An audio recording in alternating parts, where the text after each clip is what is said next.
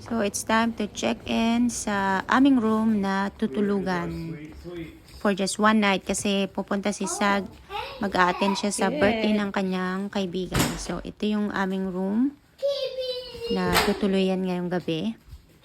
So, may TV, may parang mini, sala. 2 beds. And may couch din. So, ayan yung aming bed.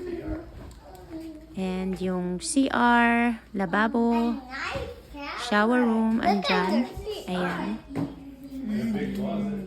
So, ang ating CR ay nandyan sa kabila. And ito yung convertible na sofa to bed. So, ayan. So, pwede matulog dyan si Carver. So, aming breakfast.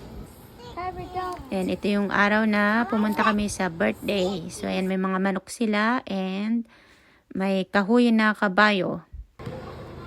And may pag-game sila during the party.